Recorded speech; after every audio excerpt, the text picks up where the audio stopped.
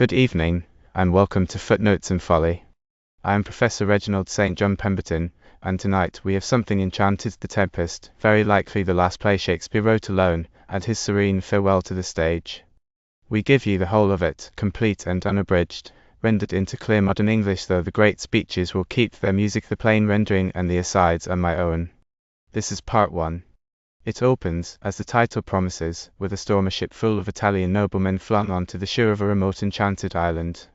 But the storm is no accident, it is conjured by Prospero, the rightful Duke of Milan, marooned here 12 years ago by his treacherous brother, and now, by his magic books, the master of the island and everything on it, the airy spirit Ariel, who longs to be free, and the earthy monster Caliban, who curses the day he was enslaved. Watch how gently the play sets its trap. Prospero has his enemies in his power at last, and we wait to see whether he will choose revenge, or something rarer. Let us begin. On a ship at sea, thunder and lightning crash through a violent storm. A shipmaster and a boatswain enter separately. Boatswain.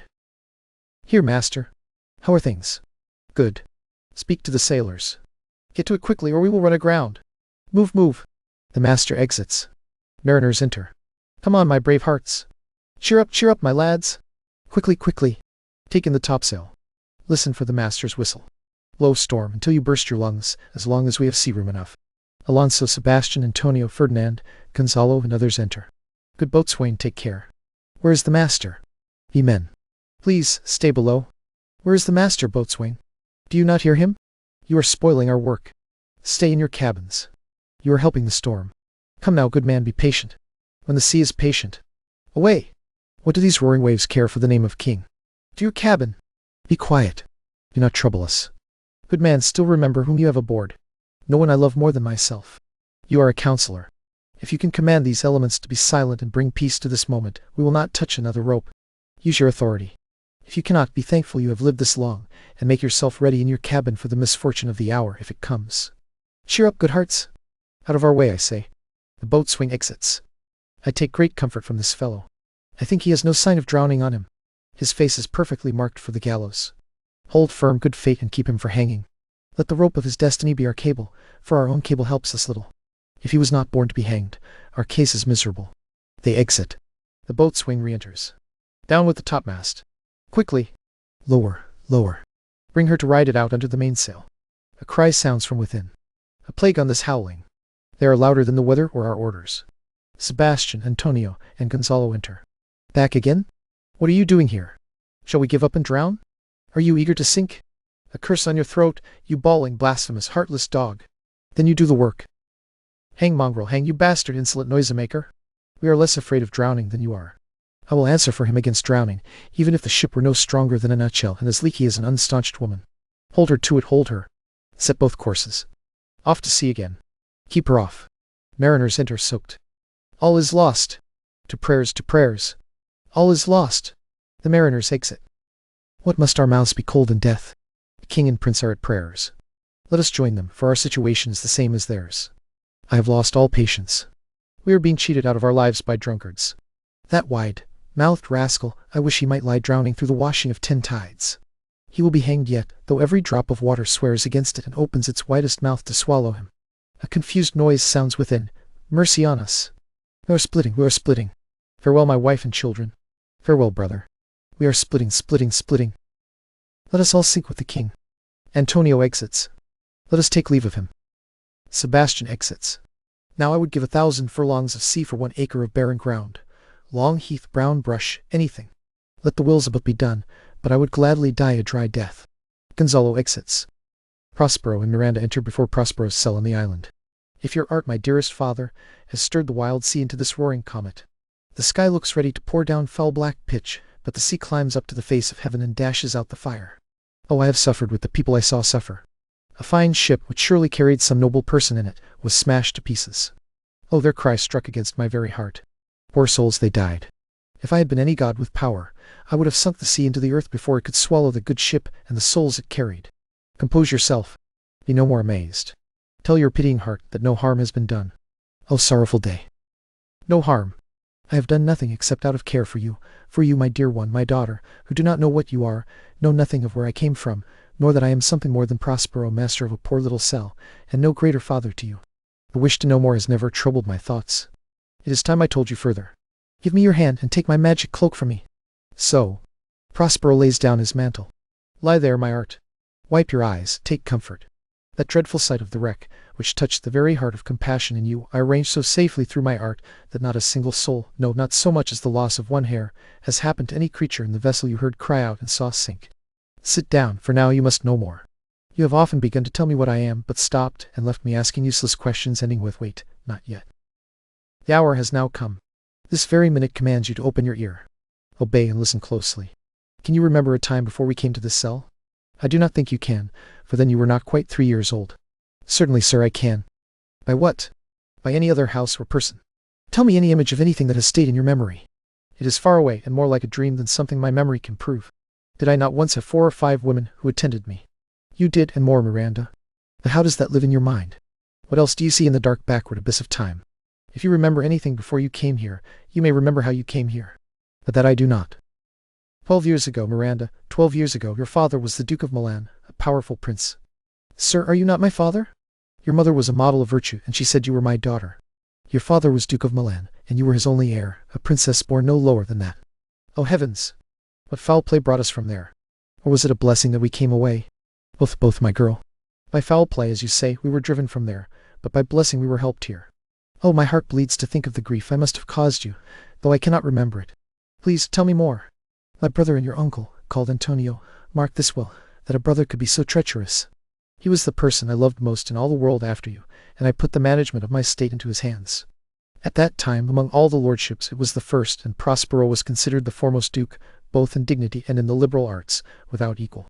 Those arts were all my study, so I cast the government upon my brother, and became a stranger to my own state, carried away and absorbed in secret studies.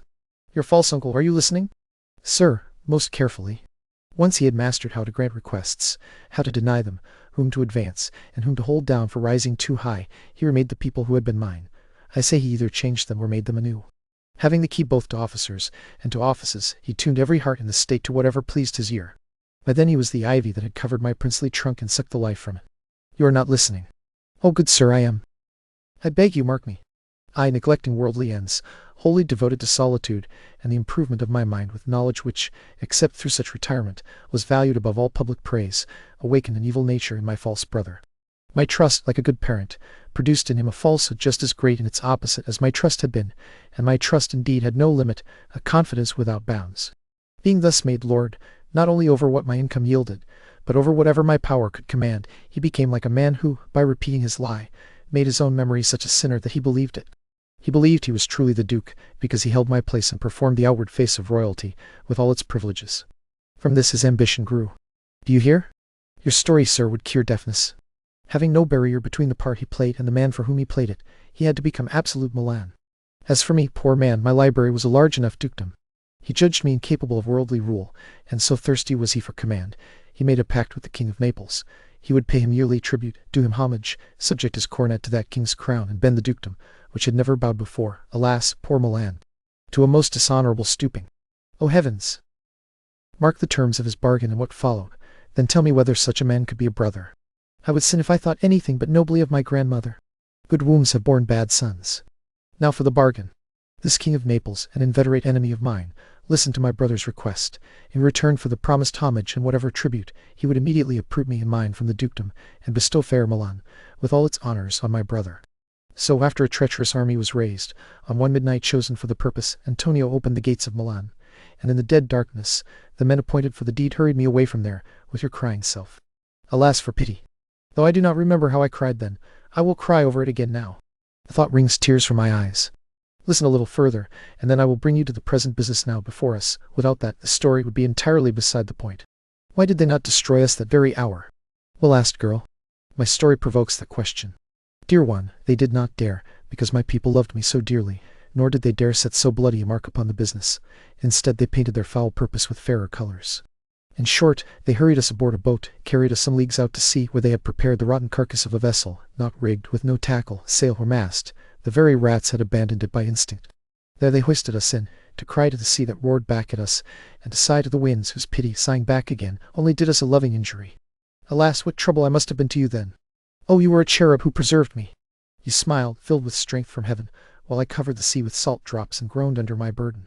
That smile raised in me the courage to endure whatever would follow. How did we come ashore? By divine providence. We had some food and fresh water, which a noble Neapolitan, Gonzalo, out of charity, gave us.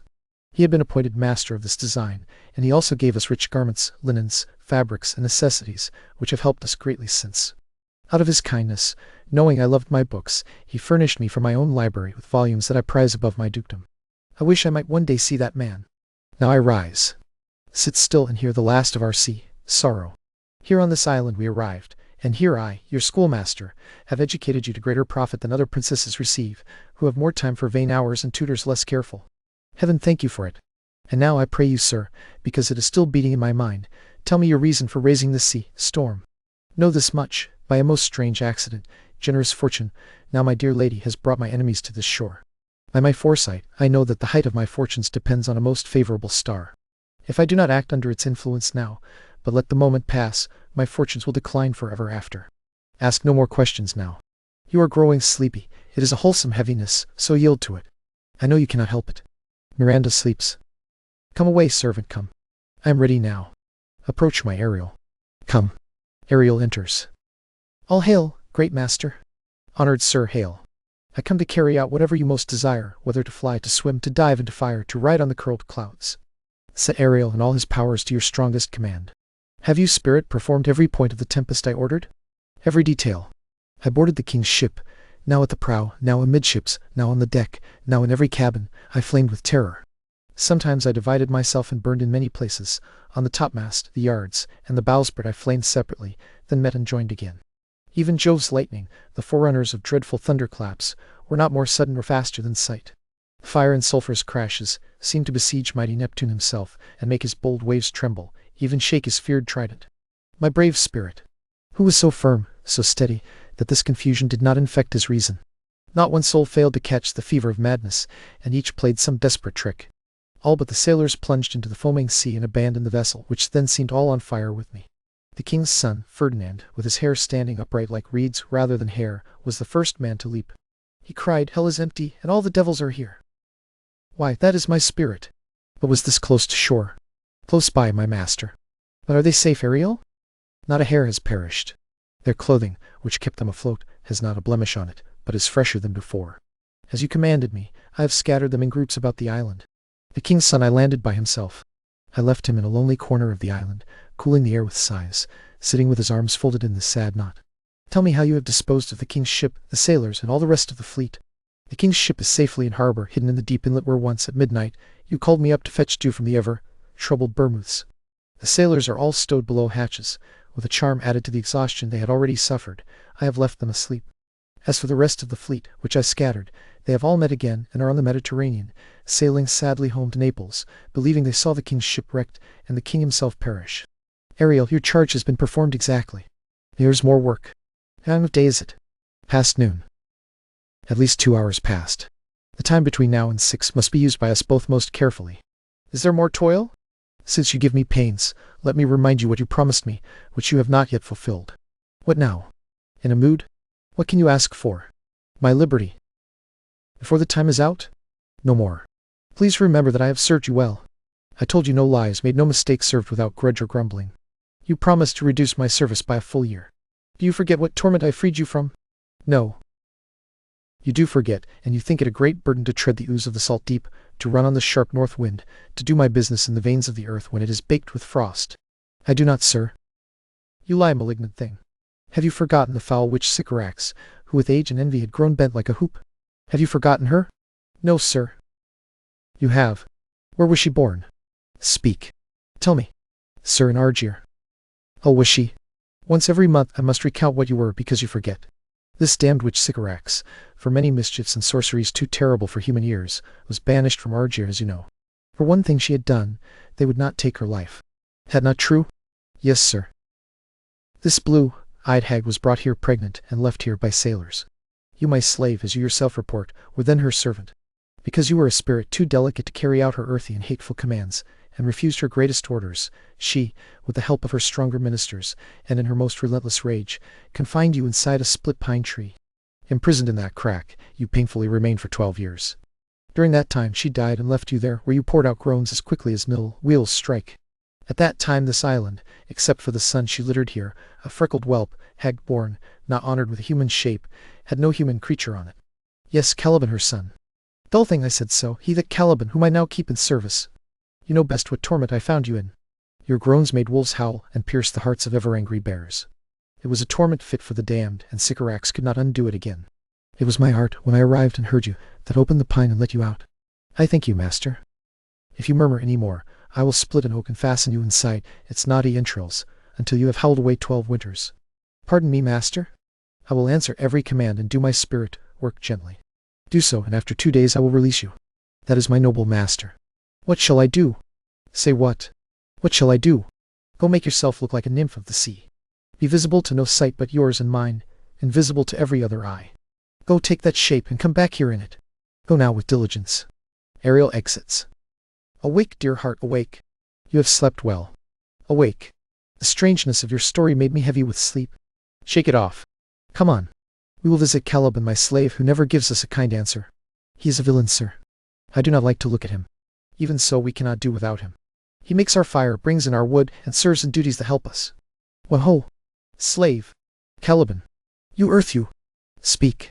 There is wood enough inside. Come out, I say. There is other business for you. Come, you tortoise. When will you come? Ariel re-enters like a water nymph. Fine apparition.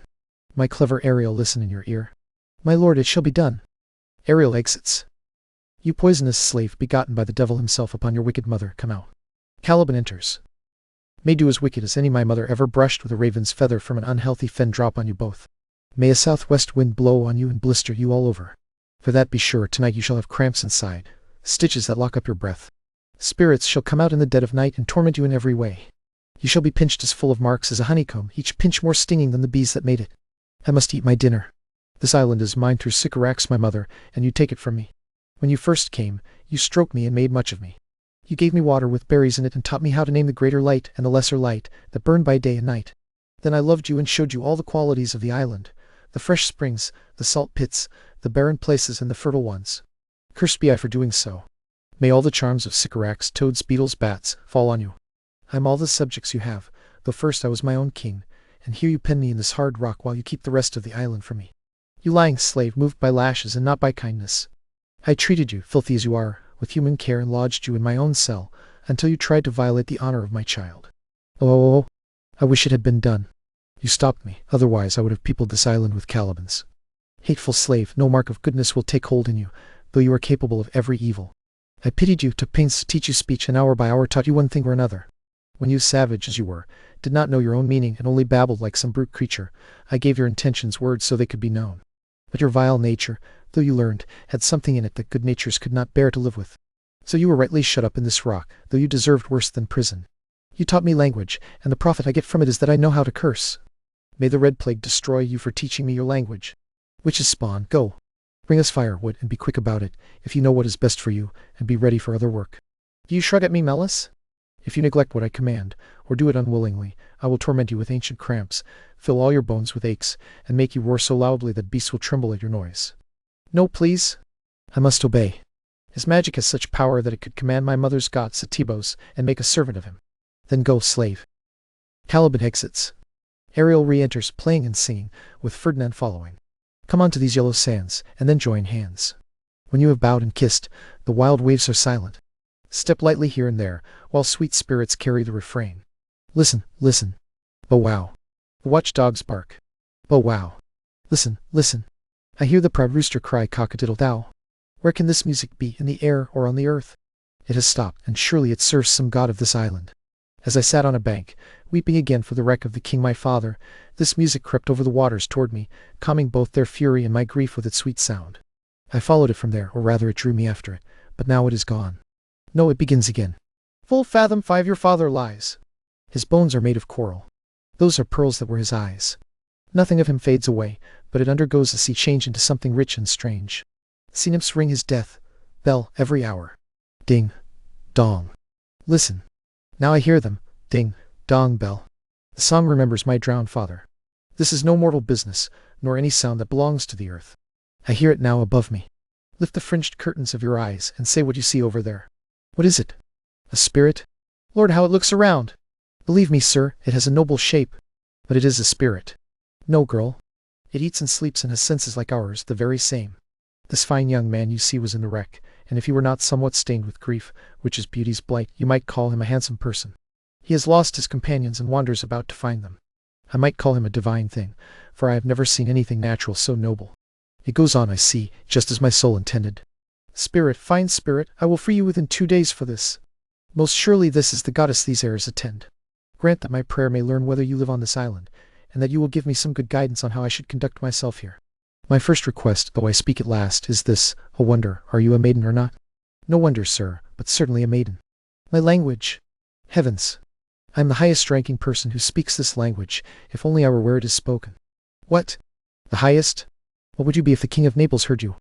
Only myself, as I am now, one man who wonders to hear you speak of Naples. He does hear me, and because he does, I weep. I myself am Naples now, since with my own eyes, never dry since then, I saw the king my father wrecked. Alas, mercy! Yes, truly, and all his lords with him, the Duke of Milan and his brave son among them. The Duke of Milan and his braver daughter could challenge you, if now were the time to do it. At first sight they have exchanged glances. Delicate Ariel, I will set you free for this. A word, good sir. I fear you have done yourself some wrong. A word. Why does my father speak so harshly? This is the third man I have ever seen, and the first I ever sighed for. May pity move my father to favor my wishes. Oh, if you are a virgin, and your love has not already been given, I will make you the Queen of Naples. Gently, sir, one word more. They are both in each other's power. And I must make this swift business difficult, or winning too easily may make the prize seem cheap. One word more. I charge you to attend me. You are usurping a name that is not yours, and you have come unto this island as a spy to win it from me, its lord. No, as I am a man. Nothing evil can live in such a temple. If an evil spirit has so fair a house, good things will strive to dwell with it. Follow me. Do not speak for him, he is a traitor. Come. I will fasten your neck and feet together. You shall drink sea water. Your food shall be fresh-water mussels, withered roots, and husks that once cradled acorns. Follow. No. I will resist such treatment until my enemy has more power. He draws his sword, but Prospero charms him so that he cannot move. Oh, dear father, do not test him too harshly, for he is gentle and not cowardly. What? Must my foot teach me? Put up your sword, traitor. You make a show, but dare not strike, because your conscience is so full of guilt. Drop your guard. I can disarm you here with this staff and make your weapon fall. I beg you, father. Away! Do not cling to my clothes. Sir, have pity. I will stand surety for him. Silence. One more word will make me scold you, if not hate you. What, and advocate for an impostor? Hush. You think there are no more shapes like his because you have seen only him and Caliban. Foolish girl. Compared with most men, this one is a Caliban, and they are angels beside him. Then my desires are very humble. I have no ambition to see a finer man. Come on, obey. Your nerves are like an infant's again, with no strength in them. So they are. My spirits, as if in a dream, are all bound up. My father's loss, the weakness I feel, the wreck of all my friends, and this man's threats, though I am subdued by him, are light burdens to me, if only from my prison I may once a day behold this maid. Let freedom use all other corners of the earth. I have space enough in such a prison. It works. Come on. You have done well, fine Ariel. Follow me. Listen to what else you shall do for me. Take comfort. My father is of a better nature, sir, than he appears from his words. What came from him just now is unusual. You shall be as free as mountain winds, but first you must exactly carry out every point of my command. To the syllable. Come, follow. Do not speak for him. They exit. Alonso, Sebastian, Antonio, Gonzalo, Adrian, Francisco, and others enter another part of the island. I beg you, sir, be cheerful. You have reason to rejoice, and so do we all, for our escape is far greater than our loss. The sorrow we feel is common enough. Every day some sailor's wife, some shipmaster, some merchant, has the same story of grief. But this miracle, I mean our preservation, is something few among millions can speak of as we can. So wisely, good sir, weigh our sorrow against our comfort. Please be quiet. He takes comfort as if it were cold porridge. The comforter will not give him up so easily. Look, he is winding up the clockwork of his wit. Soon it will strike. Sir. 1. Count it. When every grief that offers itself is entertained, there comes to the entertainer $1. Sorrow comes to him indeed. You have spoken truer than you intended. You have taken it more wisely than I meant you to. Therefore, my lord. Shame, what a spendthrift he is with his tongue. Please spare me. Well, I am done. But still, he will keep talking. Which of them, he or Adrian, for a good wager, will begin to crow first? The old rooster. The young cock. Done. What is the wager? A laugh. Agreed. Though this island seems deserted. Ha ha ha! There. You are paid. Uninhabitable, and almost impossible to reach. Yet. He could not miss it. It must have a very subtle, tender, and delicate climate. Temperance was a delicate girl. Yes, and subtle too, as he has most learnedly explained. The air breathes on us here most sweetly, as if it had lungs and rotten ones, or as if it were perfumed by a marsh. Everything here favors life. True, except the means to live. There is none of that, or very little. How rich and strong the grass looks. How green. The ground is actually brown, with a touch of green in it. He does not miss by much. No, he only mistakes the truth completely. But the wonder of it is, and it is almost beyond belief, as many certified wonders are, that our clothes, though they were drenched in the sea, still keep their freshness and shine, as if they had been newly dyed rather than stained with salt water. If one of his pockets could speak, would it not say he lies? Yes, or else very falsely pocket up his report. It seems to me our clothes are now as fresh as when we first put them on in Africa, at the wedding of the king's fair daughter Claribel to the king of Tunis. It was a sweet marriage, and we have prospered well on our return. Tunis was never before graced with such a perfect queen. Not since Widow Dido's time. Widow? Plague take that. How did that widow get in? Widow Dido. What if he had said Widow Werenia's too? Good Lord, how you take it? Widow Dido, did you say? That makes me think. She was of Carthage, not Tunis. This Tunis, sir, was Carthage. Carthage? I assure you, Carthage. His word is stronger than the miraculous harp. He has raised the wall, and the houses too. What impossible thing will he make easy next? I think he will carry this island home in his pocket, and give it to his son for an apple, and by sowing its seeds in the sea, grow more islands. Yes. Why, just in time. Sir, we were saying that our clothes seem as fresh now as when we were at Tunis for the marriage of your daughter, who is now queen, and the rarest queen who ever came there. Except, I beg you, Widow Dido. Oh, Widow Dido, yes, Widow Dido. Is not my doublet, sir, as fresh as the first day I wore it? I mean, in a way. That way was well fished for. When I wore it at your daughter's wedding. You forced these words into my ears against the will of my mind. I wish I had never married my daughter there, for coming back from there my son is lost, and by my reckoning, she is lost to me too, so far removed from Italy that I shall never see her again. O my heir of Naples and Milan, what strange fish has made a meal of you? Sir, he may be alive. I saw him beat the waves beneath him and ride upon their backs. He trod the water, pushed aside its hostility, and breasted the greatest swell that met him. He kept his bold head above the fighting waves, and rowed himself with strong strokes of his arms toward the shore, which bent over its wave-worn base as if stooping to help him. I do not doubt he came alive to land. No, he is gone. Sir, you may thank yourself for this great loss. You would not bless Europe with your daughter, but chose instead to lose her to an African, where she is at least banished from your sight, though your eye has cause enough to be wet with grief. Please be quiet. All of us begged you on our knees and urged you otherwise, and the fair lady herself was balanced between unwillingness and obedience, not knowing which side should weigh down the scale. I fear we have lost your son forever. Milan and Naples have made more widows by this business than we bring men home to comfort them. The fault is your own. And so is the dearest part of the loss. My lord Sebastian, the truth you speak lacks gentleness, and this is not the time to speak it. You rub the sore when you should bring the plaster. Very well. And most surgically done. There's foul weather in us all, good sir, when you are clouded.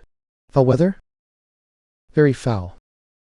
If I had the planting of this island, my lord, he would sow it with nettle seed, or docks, or mallows. And if I were king of it, what would I do? Escape being drunk for lack of wine. In my commonwealth I would do everything by opposites. I would allow no trade of any kind, no title of magistrate, no letters would be known, no riches, poverty, or service, no contracts, inheritances, borders, boundaries of land, ploughing, or vineyards, no use of metal, grain, wine, or oil, no occupation. All men would be idle, all of them, and women too, but innocent and pure. There would be no sovereignty, yet he would be king of it. The end of his commonwealth forgets the beginning. Nature would produce everything in common without sweat or labor. Treason, felony, sword, pike, knife, gun, or need of any machine I would not have.